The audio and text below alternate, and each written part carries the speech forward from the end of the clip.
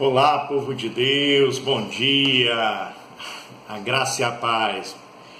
Eu estou aqui nessa manhã, aqui em casa, né, no caso, nessa manhã abençoada, uma manhã maravilhosa, e me deu vontade de gravar esse vídeo e compartilhar com vocês coisas que eu considero importantes, né, para nós da igreja da atualidade, né.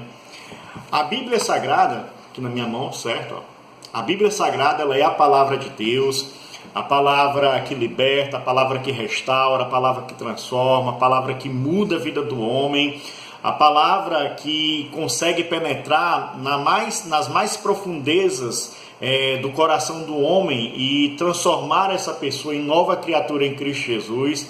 É uma palavra que salva, é uma palavra que traz consolo para o coração aflito, é a palavra que faz milagres, a palavra que faz proezas, é a Bíblia Sagrada, a palavra de Deus, a palavra do nosso Senhor e Salvador Jesus Cristo. E essa Bíblia Sagrada, ela é composta por 66 livros. Nós temos 39 livros no Antigo Testamento e temos 27 livros no Novo Testamento. A Bíblia Sagrada, ela é a palavra de Deus. A Bíblia Sagrada, como eu acabei de falar, ela é composta por 66 livros, 39 no Antigo, 27 no Novo. E no Novo Testamento, nós temos aqui o livro de Atos dos Apóstolos, que é o único livro histórico do Novo Testamento. E por ser um livro histórico, ele vai narrar a história da igreja, vai nos mostrar como a igreja cristã, a igreja de Jesus Cristo se formou, como ela começou, a origem dela, certo?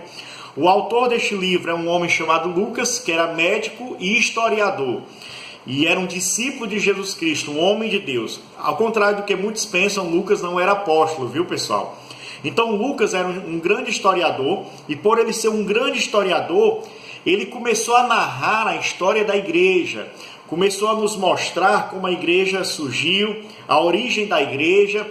E se hoje nós temos esse livro de Atos tão rico em detalhes, é porque lá atrás teve um homem que se esmerou nos estudos, em escrever, em relatar, pegar depoimentos e por aí vai. E o texto que eu vou ler aqui se encontra em Atos capítulo 2, certo? Versículo 42 até o versículo de número 47. E eu queria que você prestasse bastante atenção nessa leitura, porque ela é riquíssima, tá certo? E eu vou falar algumas coisas que eu considero importantes. Diz assim a Bíblia: e perseveravam na doutrina dos apóstolos e na comunhão, no partir do pão e nas orações.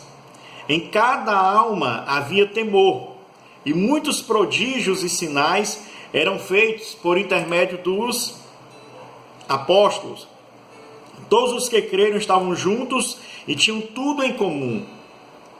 Vendiam as suas propriedades e bens, distribuindo o produto entre todos, à medida que alguém tinha necessidade.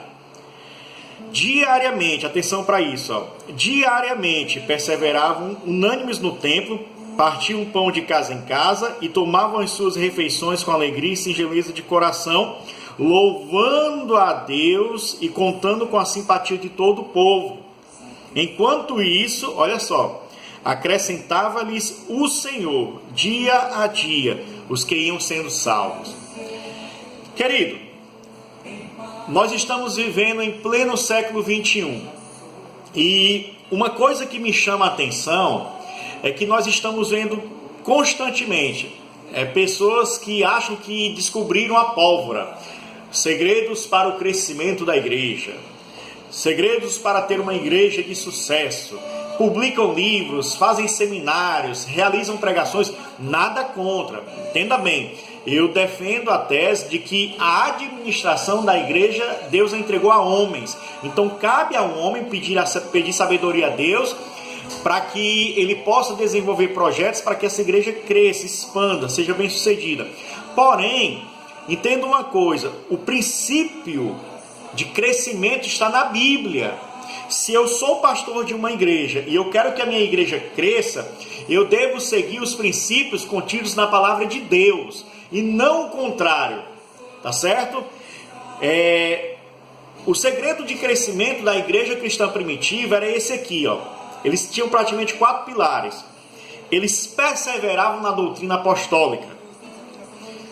Uma igreja que não visa o conhecimento da palavra de Deus, uma igreja que não ama a palavra de Deus, uma igreja que não tem uma igreja que não tem a palavra como seu manual de fé, regra e prática.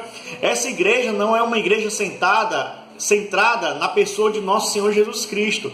É uma igreja que está muito distante daquilo que Deus projetou para a sua igreja. Uma igreja que quer ser bem sucedida no século 21 é uma igreja que ama a palavra de Deus, é uma igreja que vive a palavra de Deus, e para se viver a palavra de Deus, ela tem que conhecer a palavra. O que estamos vendo hoje é que muitas pessoas que se dizem ser cristãos, que dizem que se converteram, que tiveram uma experiência com Cristo, amém? São pessoas que simplesmente não amam a palavra de Deus. São pessoas que não priorizam a leitura da palavra de Deus. São pessoas que não têm a Bíblia Sagrada como seu manual de fé, regra e prática. São pessoas que nunca leram a Bíblia toda. Irmão, só para você ter uma ideia, eu conheço pessoas que têm 3, 4, 5 anos de fé e nunca leram a Bíblia toda. Nunca leram a Bíblia toda. Nunca leram o livro de Gênesis, não sabe como Deus criou as coisas. Então, querido, uma igreja que quer crescer dentro daquilo que Deus projetou, é uma igreja que vive a palavra, respira a palavra, ela ama a palavra, tá certo? E eu vou dizer uma coisa para vocês aqui, entendam, olha só, isso aqui não é heresia não. O verdadeiro avivamento, ele não vem por meio de oração. O verdadeiro avivamento não vem por meio de jejum, consagração, eu vou jejuar porque eu quero ser uma pessoa avivada, não. O verdadeiro avivamento vem por conhecer e praticar a palavra de Deus. Porque quando eu conheço a palavra de Deus, essas coisas na minha vida, de orar, jejuar, me consagrar, vai ser uma coisa natural. Eu não faço para ser avivado, eu faço porque eu já sou avivado. Tá certo? Então o verdadeiro avivamento vem por conhecer e praticar isso aqui, ó. A Bíblia Sagrada, a palavra de Deus. E a igreja cristã primitiva, eles perseveravam na doutrina apostólica. Ame a palavra de Deus, viva a palavra de Deus, certo? E uma outra coisa, além deles perseverar no ensinamento dos apóstolos, eles tinham comunhão, a koinonia, era algo muito presente na igreja cristã primitiva. Era uma igreja que tinha tudo em comum, falava a mesma linguagem, tinha o mesmo propósito, tinha o mesmo objetivo. A Bíblia já diz que um reino dividido ele não pode subsistir. Não tem como. Se você observar a liderança de Josué, que foi o sucessor de Moisés, você vê que o povo era por Deus e por Josué. As pessoas estavam do lado de Deus e ao lado de Josué. Como é que eu posso dizer que amo a Deus, que eu sirvo a Deus e eu não honro os meus líderes?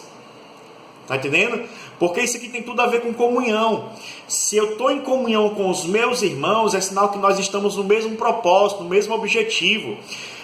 Se a igreja procura desempenhar algo, uma tarefa, para aquela comunidade local, é sinal que essa igreja ela vai está no mesmo propósito, no mesmo objetivo, ela vai conseguir realizar as mesmas coisas porque ela respira isso, ó, comunhão. E eles também tinham partido o pão, ou seja, não adianta eu falar que tem um amor de Deus, a palavra de Deus no meu coração e ver o meu irmão passando dificuldade, necessidade, não estender a mão. Tiago diz assim, olha, me mostra a tua fé sem as tuas obras, que eu vou te mostrar a minha fé por meio das minhas atitudes, através das minhas obras. Tá certo? Então, esse partir do pão, na realidade, é a comunhão prática. É o amor sendo colocado em ação. É a atitude. Não adianta você declarar que ama uma pessoa somente com palavras e as suas atitudes não demonstrarem o contrário. Se você diz que ama alguém, você tem que mostrar através de atitudes que você ama aquela pessoa. Eu vou pegar como exemplo um casal de namorado. O rapaz chega para a moça e diz, ó, meu amor, como eu te amo. Você é o amor da minha vida. Mas se as atitudes dele mostrar o contrário, ela vai dizer assim, olha, vai catar coquinho. Porque não adianta você dizer que me ama, mas as suas atitudes dizem o contrário. Então, querido, as minhas atitudes, por si só, já é uma pregação. Então, quando eu vejo alguém passando dificuldade, passando necessidade, e eu tenho condição e estendo a mão, eu estou mostrando que, de fato, eu sou um cristão, um seguidor de Cristo. E eles também perseveravam em oração. Lá em Tiago 5,16, na parte B do versículo, diz que a oração feita por um justo, ela pode muito em seus efeitos. A oração feita por alguém que ama a Deus, que é temente a sua palavra, ela tem resultados. Então, a igreja cristã primitiva perseverava na doutrina, na comunhão, no partir do pão e nas orações. Aí eu pergunto, tem como uma igreja que segue esses princípios não crescer em pleno século XXI? É impossível, querido. É impossível. E eu gosto muito porque a Bíblia Sagrada continua dizendo assim, ó, em toda alma havia temor. O que é temor? É ter medo de Deus? Deus, meu Deus do céu. Não, meu irmão. Temor é zelo, é respeito para com as coisas de Deus. E o interessante é que a Bíblia diz assim, ó, em cada alma havia temor, e muitos prodígios e sinais eram feitos por meio dos apóstolos. Eu já vi pessoas me perguntando, por que a gente não vê tantos milagres na igreja hoje? Será que o poder de Deus mudou? Será que o poder de Deus diminuiu? Não, meu irmão.